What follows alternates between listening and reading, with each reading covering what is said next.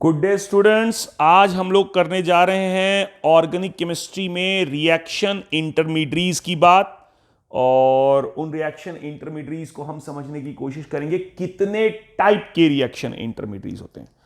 देखो बेटा, अगर रिएक्शन इंटरमीडिएट्स की आपको बात करनी है ऑर्गेनिक केमिस्ट्री में, जिसको हम बात करते हैं रिएक्शन इंटरमीडिएट्स, तो देखो रिएक्शन इंटरमीडिएट्स की अगर आपको बात करनी है तो ऑर्गेनिक केमिस्ट्री में मोटे मोटे तौर पे जो रिएक्शन इंटरमीडिएट्स बनती हैं वो कितने टाइप की होती हैं। तो अगर आप देखिए तो एक बनता है कार्बोकैटायन, मतलब इससे कोई इस कार्बन 4 बॉन्ड बनाता है तो इससे कोई दूसरा एटम बॉन्ड लेके चला गया होगा, इलेक्ट्रॉन लेके चला गया, तो इसके पास अब बचे तो ये 3 सिग्मा बॉन्ड्स बन रहे हैं। हालांकि इसकी और भी वैरायटी बन सकती है लेकिन मेन प्राइमरी तो कार्बोकैटायन। फिर क्या होता है, मान लीजिए कार्बन ने इलेक्ट्रॉन ले लिया। ऐसा तब होगा जब कार्बन की इलेक्ट्रोनेगेटिविटी कम हो और इससे बॉन्डेड एटम की इलेक्ट्रोनेगेटिविटी ज्यादा हो तो वो इलेक्ट्रॉन लेके चला जाता है। इसके बाद जो बनता है वो बनता है कार्बे एनायन, मतलब कार्बन ने क्या किया, किसी का एक इलेक्ट्रॉन गेन कर लिया। कार्बन अगर किसी का इलेक्ट्रॉन गेन कर लेता है तो उसे आप कार्बे एनायन बोलते हो। इसमें अगर आप देखिए 3 सिग्मा बॉन्ड और ये एक लोन पेयर। फिर आता है आपका फ्री रेडिकल। फ्री रेडिकल का मतलब कार्बन ने बॉन्ड बनाए और कार्बन के पास अपना इलेक्ट्रॉन रह गया, कोई दूसरा एटम जो बॉन्डेड था वो अपना इलेक्ट्रॉन लेके चला गया। अब आप इसको ध्यान से देखिए तो इसको बोलते हो कार्बोकैटायन, ठीक है। इसको बोलते हो कार्बे एनायन कि भैया किसी और से इलेक्ट्रॉन ले लेगा, इसको बोलते हो फ्री रेडिकल। ना अगर आप गौर से देखिए और अगर हम ये वैरायटी दे रहे हैं तो इसके पास कितने वैलेंस इलेक्ट्रॉन्स आपको नजर आएंगे। मैं यहां पर नीचे वैलेंस इलेक्ट्रॉन्स को लिख दे रहा हूं आप लोग के लिए, ठीक है। It's very easy. तो सबसे पहली बात, इसका आप वैलेंस इलेक्ट्रॉन्स देखोगे तो 1 बॉन्ड 2 बॉन्ड 3 बॉन्ड 3 बॉन्ड है, मतलब 6 इलेक्ट्रॉन है इसके पास। तो इसके वैलेंस इलेक्ट्रॉन्स कितने हो जाएंगे, 6 हो जाएंगे। फिर हम बोलेंगे देखिए भाई इसके पास 3 सिग्मा बॉन्ड थे और ये इलेक्ट्रॉन पेयर भी है, तो 6 ये हो गए 2 ये हो गए, तो कितने वैलेंस इलेक्ट्रॉन्स, तो इसके वैलेंस इलेक्ट्रॉन्स हो जाएंगे 8। इसमें कितना आएगा, 1 2 3 3 बॉन्ड होगा, एक ही इलेक्ट्रॉन, तो इसके वैलेंस इलेक्ट्रॉन्स हो गए 7।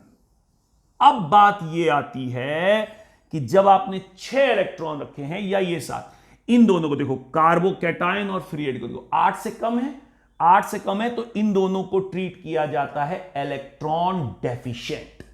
और इसके पास चूंकि माइनस पड़ा हुआ, हालांकि 8 इलेक्ट्रॉन लेकिन माइनस से गेन किया हुआ है, तो इसको बोलते हैं इलेक्ट्रॉन रिच स्पीशीज। अब बात आती है कि इसका हाइब्रिडाइजेशन क्या होगा। तो इसके पास 3 सिग्मा बॉन्ड बने हैं तो इसका हाइब्रिडाइजेशन आता है sp2। इसमें देखिए 1 2 3 और ये बिहेव करता है एज अ लोन पेयर, तो 3 सिग्मा एक लोन पेयर यानी 4 हो गए, तो हाइब्रिडाइजेशन इज sp3। इसमें क्या होता है, ये फ्री रेडिकल है, ये ऑड इलेक्ट्रॉन प्लस बिहेव करता है। इसको छुपा दो तो 3 सिग्मा बॉन्ड, अब इसको रख लो। ये वाला जो अकेला इलेक्ट्रॉन है ये जंप मारता रहता है, ये कभी हाइब्रिडाइज्ड ऑर्बिटल में, कभी अनहाइब्रिडाइज्ड में, कभी हाइब्रिडाइज्ड ऑर्बिटल में, कभी अनहाइब्रिडाइज्ड। तो इसका हाइब्रिडाइजेशन रेंज करता है sp2 से sp3 के बीच में। तो ये आपको याद होना चाहिए, ठीक है ना। तो ये 3 आपके मेन इंटरमीडिएट्स होते हैं। इसके बाद और कौन कौन से होते हैं वो बता दे रहा हूं मैं।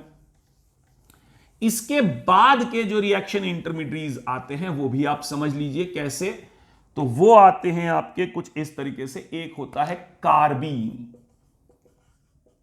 एक होता है कार्बीन और एक होता है नाइट्रीन। ध्यान समझिएगा, दोनों तकरीबन एक ही जैसे। कार्बीन का मतलब क्या होगा कि कार्बन के 4 बॉन्ड बने थे, 4 में से 2 सिग्मा बॉन्ड तोड़ दो, यहां पर 2 बने होंगे, 2 सिग्मा तोड़ दो, इसके पास अपना एक खुद का इलेक्ट्रॉन, अपना एक खुद का इलेक्ट्रॉन, यानी 2 अनपेयर्ड इलेक्ट्रॉन इसके खुद के पड़े हुए हैं 2 सिग्मा बॉन्ड तोड़ने पर। ऐसे ही नाइट्रोजन की अगर बात करो तो नाइट्रोजन के वैलेंस शेल में कितने के इलेक्ट्रॉन्स होते हैं, टोटल एक लोन पेयर, 3 सिग्मा बॉन्ड। इसमें क्या है देखो, इसको कैसे बनाते हो, अगर इसको आपको बनाना सीखना तो ये कार्बिन है, 2 सिग्मा बॉन्ड तोड़ दिए थे, तो इसको हम ऐसे दिखा सकते हैं। देख लीजिए आप, इसको अगर दिखाना हो तो हम आपको समझाने के लिए ऐसे दिखा सकते हैं कि कार्बन के पास मान लीजिए 4 बॉन्ड सिग्मा के बने थे और नाइट्रोजन के पास ये बने थे 3 सिग्मा, एक लोन पेयर, इसमें 1 सिग्मा 1 सिग्मा 1 सिग्मा 1 सिग्मा ऐसे बने थे।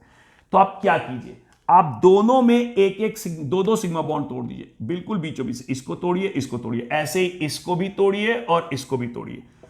तो यहां पर जो कार्बन बनेगा वो 2 सिग्मा बॉन्ड का और 2 इलेक्ट्रॉन अनपेयर्ड रखो, दिस इज कॉल्ड कार्बिन। ऐसे ही नाइट्रोजन में अगर बात कीजिए तो 1 सिग्मा बॉन्ड और एक ये लोन पेयर पड़ा होगा और इसका एक खुद का इलेक्ट्रॉन, इसका एक खुद का electron. So this is called as what, nitrenes. Carbene और नाइट्रीन दोनों को अगर आप गौर से देखें तो दोनों के वैलेंस शेल में 6 इलेक्ट्रॉन्स होते हैं। देखो 1 2 बॉन्ड बन गए और 2 इलेक्ट्रॉन।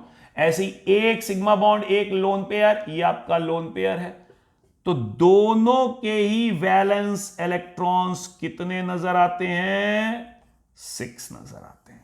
आपको मेरी बात समझ में आ रही है? दोनों के ही वैलेंस इलेक्ट्रॉन्स और दोनों के ही 2 फॉर्म्स होते हैं, एक होता है सिंगलेट और एक होता है ट्रिपलेट, जो एक्चुअली मैग्नेटिक मोमेंट के नाम से भरा जाता है, वो मैं आपको बाद में बताऊंगा। फिलहाल ये आपको समझ में आ रहा है, ये दोनों के दोनों ही इलेक्ट्रॉन डेफिशिएंट माने जाएंगे कि इलेक्ट्रॉन रिच माने जाएंगे, आप खुद बताइए। तो ये वाला भी इलेक्ट्रॉन डेफिशिएंट है और ये वाला भी इलेक्ट्रॉन, दोनों ही इलेक्ट्रॉन डेफिशिएंट, क्योंकि 6 इलेक्ट्रॉन्स हैं, 8 तो होने चाहिए कम से कम। तो इसको लिख लीजिए। इसके बाद एक और आता है जिसको हम बोल सकते हैं, ये आपने समझ लिया। इसके बाद एक और आता है इंटरमीडिएट, जो बहुत ही फेमस है, जिसको आप कहते हो बेंजाइन। बेंजाइन फॉर्मेशन की अगर आप बात करें, बेंजाइन की अगर आप बात कर रहे हैं, तो अगला और लास्ट इंटरमीडिएट जो हमारे लिए बहुत जरूरी होता है, जिसको आप कहते हो बेंजाइन। आइन समझ रहे हो आप, ट्रिपल बॉन्ड। क्या होता है कि कार्बन का अगर आप देखिए, बेंजीन का स्ट्रक्चर देखिए, तो यहां पर CH, यहां पर CH, यहां पर CH, यहां पर CH, यहां पर CH और यहां पर CH, और हमने डबल बॉन्ड बना दिया। बेंजीन का स्ट्रक्चर था। अब क्या होगा बेंजाइन में कि अगर आप गौर से देखिए तो ये वाला भी टूटेगा, ये वाला भी टूटेगा, दिस इज ऑड इलेक्ट्रॉन, ये मतलब होमोलिटिफिकेशन, 20 से बॉन्ड टूट जाए। और जब ये टूटेगा तो ये कुछ देर के लिए ही सही कुछ इस तरह का स्ट्रक्चर बना लेगा। गौर कीजिएगा जरा, ये टूटेगा, तो ये बना हुआ इन C के बीच में जो डॉट था, ये 2 फ्री रेडिकल बन गए थे। ये आपस में अगर बॉन्ड इस तरह से बना लें, ये थर्ड बॉन्ड, हालांकि ये हाईली अनस्टेबल होता है, it's very high unstable, very highly unstable. लेकिन कभी कभी कुछ केसेस में हमें ऐसा लगता है कि मतलब, क्योंकि इसके ऊपर स्ट्रेन यानी प्रेशर बहुत ज्यादा आ जाएगा।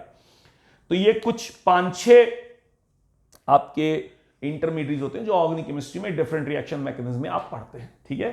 तो ये फॉर्म है, ये हाईली अनस्टेबल होता है। इनके ये इंटरमीडिएट्स के ऊपर हम रिसर्च करेंगे GOC में, तो वो आगे पढ़ाए जाते हैं। Thank you very much.